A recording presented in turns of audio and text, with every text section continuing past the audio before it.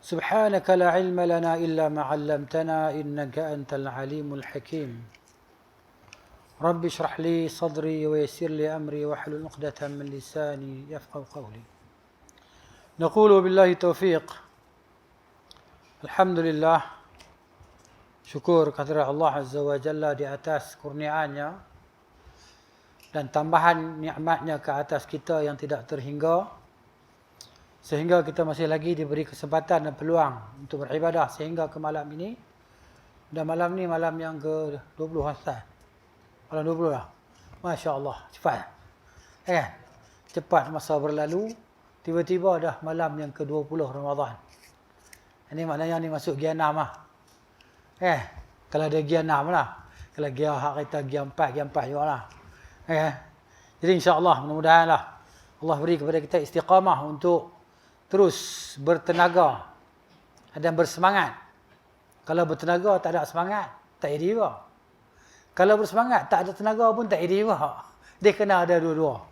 Ada tenaga dan ada semangat untuk beribadah, kan, mencapai darjat yang besar di sisi Allah Subhanahu wa taala untuk menemui malam ini, malam Al-Qadar.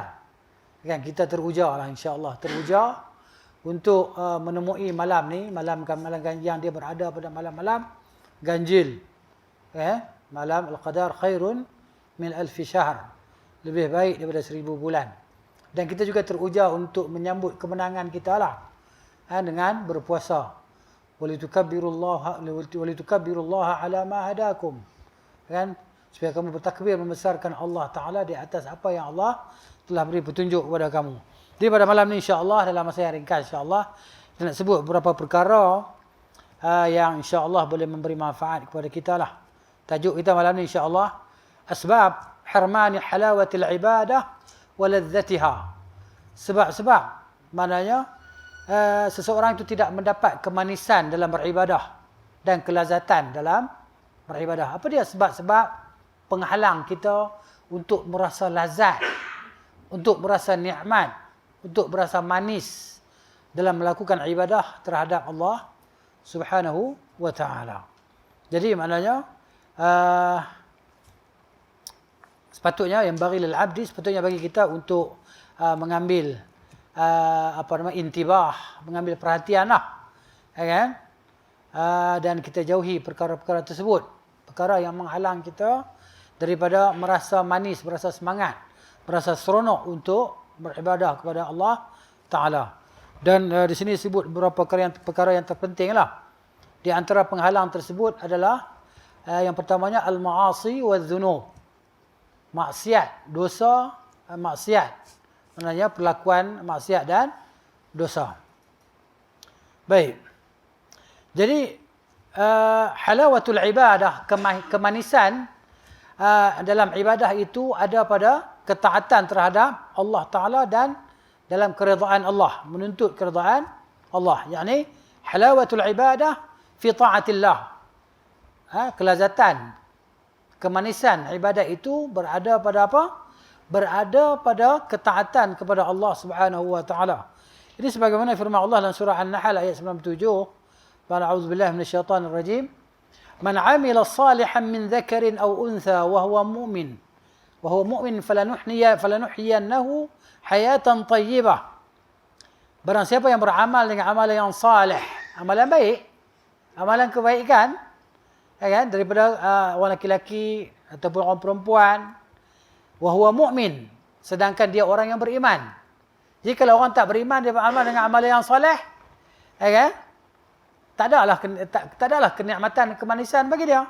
Jadi orang yang beriman, beramal dengan amalan yang soleh, laki-laki atau perempuan dalam keadaan dia beriman, mesti beriman.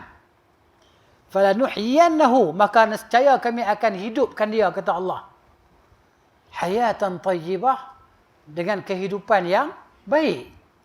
Untuk dapat kehidupan yang baik ni maknanya kena ada amal soleh dalam keadaan iman. Kalau orang tu tak ada iman, dia beramal dengan amalan kebaikan, tak guna. Ya, jadi debu yang berterbangan. Penat sajalah. Di akhirat masuk neraka, kekal dalam neraka jahanam selamanya kerana kekufuran. Kata Imam Ibn Katsir rahimahullahu ta'ala tentang tafsiran ayat ini, Kata Ad-Dhahhak, hiya al-amalu bi ta'atin, hiya al-amalu bi ta'ati wal insyirah laha. Apa dia? Amalan soleh itu adalah amalan dengan melakukan ketaatan dan kita berasa lapang, berasa senang untuk melakukan amalan tersebut. Itu maknanya amalan soleh. Dan kata Al-Imam Al-Hafiz Ibn Rajab rahimahullah, qala Al-Hasan, berkata Al-Hasan Al-Basri, dan selainnya daripada generasi awal Islam, yakni lanarzuqannahu ibadatan. Tafsiran pada ayat tadi, nescaya kami akan bagi rezeki kepadanya apa dia? Ibadah, iaitu beribadah, yajidu halawataha fi qalbihi, dia akan rasa manis ibadat itu dalam hati dia. Dia rasa seronok, rasa nak buat lagi dengan penuh semangat kekhusyukan tadilah. Gitu. Jadi ahlul dzunub, maksudnya para pelaku maksiat dan pendosa, la yajiduna halawata al-ibadah. Mereka tidak akan mendapati, tidak akan merasai kemanisan dalam beribadah. Wala ladzatiha, dan juga tidak ada kesedapan dalam beribadah tersebut. Jadi maknanya ibadat ni sebenarnya dia ada maknanya ada keseronokan, kenikmatan kalau kita dapat rezeki yang macam tu. Kita melakukan tarawih, kan, qiyamul lail sepanjang Ramadan dalam keadaan bukan siapa paksa kita. Tak ada siapa nak paksa kita daripada rumah kita, kan. Dah makan dah siang letih, dah letih puasa, malam letih juga, dah makan mengantuk pula. Jadi nak pergi solat tarawih, solat Isya berjemaah. Bukan ada siapa paksa kita. Tapi kerana dorongan keimanan tadi. Ya. Jadi ahli maksiat dia pun tak ada rasa nak benar macam ni, tak ada rasa nak solat. Kan? Puasa pun dah. Tapi ada juga yang puasa tak solat, ada juga. Ini dia. Jadi depa tak ada rasa nikmat beribadah tadi. Wala yatana'amuna biha, tidak berasa nikmat dalam ibadat tu. Jadi kita kalau ada penyakit ni, maknanya kita mohonlah kepada Allah Taala supaya disembuhkan penyakit ini. Kan?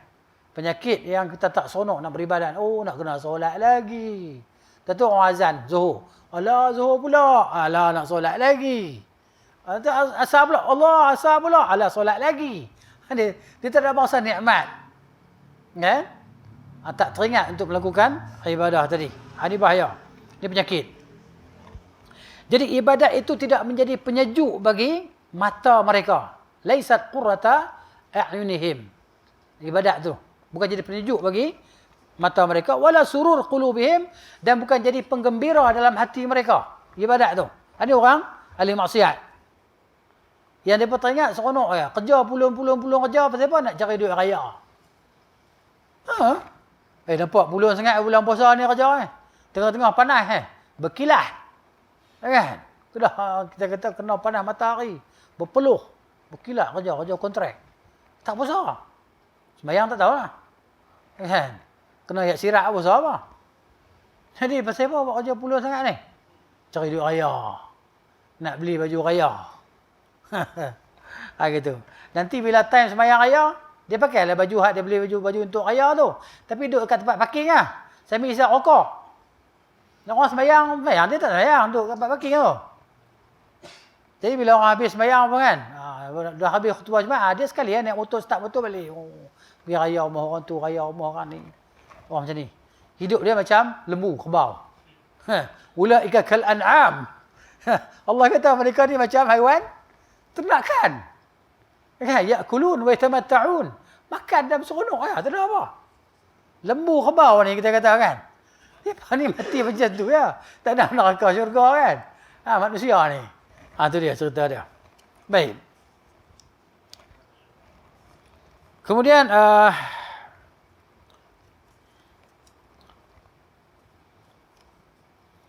nak ringkas masa lagi. Maknanya yang keduanya, yang pertama tadi kita kata penghalang bagi kita rasa kelazatan untuk beribadah, maksiat dan dosa lah. Yang keduanya, ibadatullah ala ghairi basiratin wa ilmin. Ini penghalang kita nak rasa kemanisan dalam beribadah. Beribadat kepada Allah tanpa pengetahuan, tanpa ilmu. Ikut-ikutan. Kan? Orang pergi tarawih, dia pergi tarawih. Kan? Yang orang puasa, dia pun puasa. Dia tak tahu sebab apa. Maksudnya ala ghairi basiratin wa ilmin, tanpa pengetahuan. Gitu. Kata Syekh Ibn Utsaimin rahimahullahu taala, dia kata apa? Qala Allah taala, Allah berfirman, "Qul hal yastawi alladhina ya'lamuna wal ladhina la ya'lamun?" Katakanlah hai Muhammad sallam, adakah sama orang yang mengetahui dengan orang yang tidak mengetahui? Orang yang berilmu beribadah tak sama dengan orang yang tak berilmu dia beribadah. Kalau orang tak berilmu dia bukan tahu pun sah batal solat tadi, syarat sah solat, ya kan? Rukun solat dia bukan tahu. Dia ikut-ikut orang lah. Dia buat perkara yang membatalkan solat. Kita tengok berapa ramai anak muda pergi solat pakai t-shirt seluar dah ketat, kan? Nampak lurah punggung. Pakai t-shirt ketat pula, sujud rukuk nampak punggung, hang sembahyang apa? Kan kesian, tengok ambil wuduk dah, tengok dah. Kita mesti ambil wuduk tu kata nampak dah. Kawan ni pakai pi lah sembahyang dah. Tak sah solat. Hang rukuk nampak punggung, solat apa? Dia tak tahu perkara yang membatalkan solat, tapi dia rajin solat, semangat, kesian tengok kan. Masuk waktu pergi masjid solat. Tapi pakai baju takkan tak ada baju lain lah. Takkan tak ada seluar lain, korang ambil lah kain pelikat kan. Ikat pun kain samping macam orang nak pergi bersilat tu kan. Ikat di pinggang tu. Kain pelikat tu kan. Jadi mana sembahyang. Ini dah sembahyang dah, rukuk-rukuk dah tak sah dah solat. Pernah tengok kan? Kesian. Itu dia. Ni beribadat tanpa ilmu. Tak nak belajar, masalah. Baik. Jadi kata Syekh rahimahullah, "Falladhi ya'budu Allah 'ala basirah", orang yang beribadah kepada Allah Taala di atas, maknanya dia panggil di atas ilmu, pengetahuan yang sahih ini, yajidu li'ibadatihi ladzatan wa halawatan 'azimah. Dia akan dapati dalam ibadah dia kelazatan dan kemanisan yang besar dalam ibadah dia. Kerana beribadat dengan pengetahuan. Dia tahu dalam keadaan di mana dia solat dia sah, Allah Ta'ala redha dengan perbuatan dia, Allah suka dengan perbuatan dia. Ya? Ini berlainan, bersalahan dengan orang yang beribadah kepada Allah tanpa ilmu dan tanpa pengetahuan, yakni ikut-ikutan. Ini bahaya. Ya? Islam adalah agama ilmu, bukan agama ikut-ikutan. Baik. Yang ketiganya, perkara yang menghalang kita daripada merasa lazat, seronok untuk beribadah adalah al-wuqu' fi al-mushtabahat. Maksud berlaku, melakukan perkara-perkara syubhah, terjebak dalam perkara-perkara syubhah. Ni halal ke haram? Boleh ke tak boleh? Dia nak belanja aku makan ni, duit apa ni? Duit halal ke duit haram ni? Kan? Dia jadi macam ada syubhah dalam diri dia sebab dia tahu kawan dia ni memang kaki kelentong, skamernya orang. Ajak dia makan. Skamer makan duit haram lah kan. Nak belanja dia makan. Tapi dia rasa, yalah kawan dia memang dia kenal kawan dia ni jenis skamernya orang. Lepas tu kawan dia ajak belanja makan. Makan tak makan. Ini syubhat ni. Gitu. Baik. Kata Imam Ibnu Jauzi rahimahullahu taala, yang dia ni wafat pada tahun 510 Hijrah. Kita dah 1400 lebih dah. Mana dekat 1000 tahun dah dia mati kan? Dia kata apa? Man ruziqa qalban tayyiban wa ladzatan munajatin. Barang siapa yang diberikan kepada dia rezeki hati yang baik dan kelazatan dalam bermunajat, dalam beribadah kepada Allah. Kita munajat kepada Allah, kita dalam solat, ibadah kepada Allah, rasa lazat. Kata Ibnu Jauzi, fal yura'i halahu wal yahtariz min at-taghayyur. Maka dia jagalah keadaan diri dia supaya jangan dia berubah. Berhati-hati supaya jangan hati dia tadi berubah. Wa innama tadumu lahu haluhu bidawami taqwa. Dia kata, keadaan dia akan tetap stabil apabila dia melazimi ketakwaan. Sentiasa bertakwa kepada Allah. Kemudian kata Ibnu Jauzi, wa kuntu ruziqtu qalban tayyiban. Aku pernah diberikan kepada aku rezeki hati yang baik. Okay? Wa munajat, dia kata wa munajatan hulwatan, dan rasa seronok dalam bermunajat. Rasa seronok dalam beribadah. Fa ahdarani ba'du arbabil manasib ila ta'amihi. Satu hari dia kata ada satu orang yang berpangkat lah. Dia ajak aku pergi makan makanan dia. Jadi aku berasa macam tu lah. Makanan dia ni boleh makan ke tak boleh makan lah. Dia was-was. Syubhah bagi dia lah. Kata Ibn Jauzi, ringkasnya dia kata, fatanawaltu wa akaltu minhu. Aku pun pergilah ikut makan apa yang dia jamu aku makan tadi. Falaqitu syada'id. Lepas tu aku berasa jadi macam serabut. Jiwa jadi tak tenteram. Tak macam sebelum ni, dia kata. Wa ra'aitul 'uqubah fil hal. Aku tengok siksaan Tuhan waktu tu juga. Timpa dekat aku. Wastamartu muddatan, dan berterusan aku macam tu. Wa ghadibtu ala qalbi, dan aku marah dalam hati aku. Aku marah dekat hati aku. Wa faqadtu kullama kuntu ajidahu, dan aku hilang apa yang pernah aku rasa sebelum ni. Kelazatan dalam beribadah, kata Ibn Jauzi rahimahullah. Jadi maknanya jaga supaya kita jangan terkena perkara syubhah. Ni halal ke haram? Halal ke haram? Gitu. Yang keempatnya, bersahabat dengan orang-orang fasik. Ini penghalang kita daripada mendapat kelazatan beribadah. Bersahabat dengan dia, kita terikut dengan dia. Bukan dia terikut dengan kita. Kita terikut dengan dia. Kan? Begitu juga mencintai dunia, mahabbatud dunya. Cintakan keduniaan tadi. Kemudian talabu ridhan nas, menuntut keridaan manusia juga menjadi penghalang kita untuk mendapat kemanisan dalam beribadah, yang mana dia akan menjurus kepada meninggalkan kebenaran. Kita tuntut redha manusia, kita akan tinggalkan kebenaran lah. Itu. Kata Imam Az-Zahabi rahimahullah, qala Nasr bin Mahmud Al-Balkhi, kata dia. Kata Ahmad bin Harb rahimahumullah, abadtu Allah 50 sanah, aku beribadah kepada Allah Ta'ala 50 tahun, dia kata. Fama wajadtu halawatal ibadah. Aku tak dapat rasa nikmat kemanisan beribadat. Dia kata, 50 tahun. 50 tahun. Berusaha. Kan? Beribadah. Tapi aku tak rasa lazat. Tak rasa kemanisan. Hatta taraktu thalathata asya'. Sehingga aku tinggal 3 benda, dia kata. Bila aku tinggal 3 benda ni, baru aku rasa manis dalam beribadah. Apa dia benda tersebut? Taraktu ridhan nas. Aku tinggalkan keridaan manusia. Hampa suka ke tak suka, lantar hampa lah. Janji aku dalam keadaan taat kepada Allah. Berat benda ni.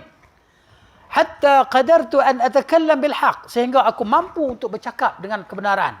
Aku bukan nak cari keridaan manusia. Manusia suka ke tak suka, aku cakap juga dia. Satu, dia dah. Yang kedua, wa taraktu suhbatal fasiqin. Aku tinggalkan berkawan dengan orang fasik ni.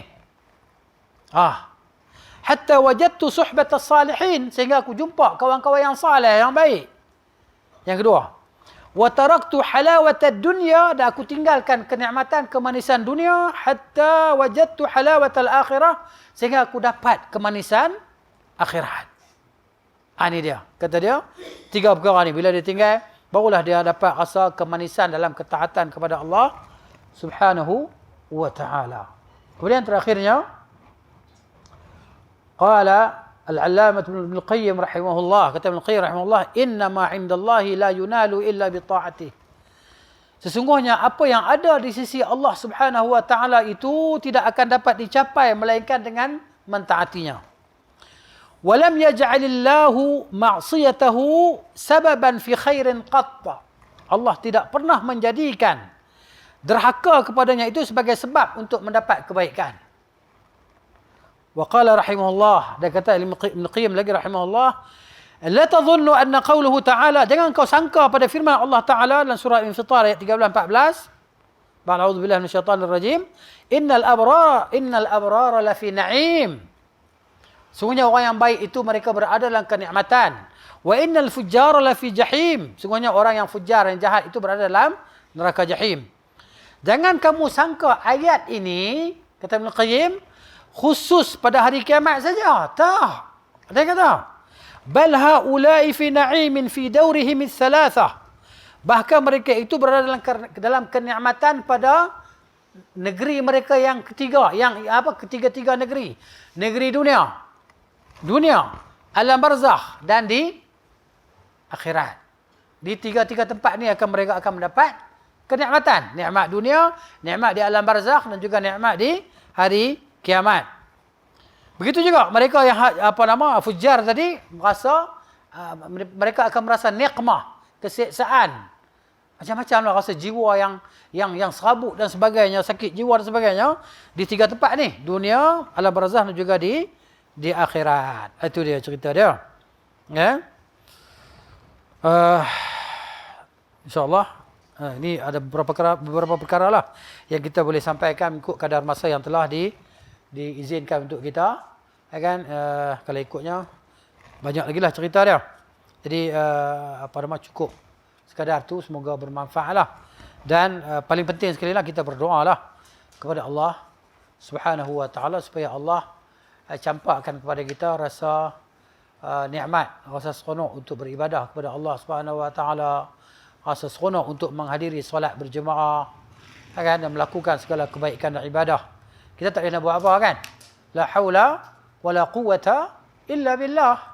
Tidak ada daya dan kekuatan melainkan dengan Allah Subhanahu wa ta'ala. Semua itu kita dapat lakukan dengan taufik dan hidayah daripada Allah Subhanahu wa ta'ala, dorongan dan petunjuk daripada Allah Subhanahu wa ta'ala. Tanpanya kita tak akan dapat buat apa-apa kebaikan pun.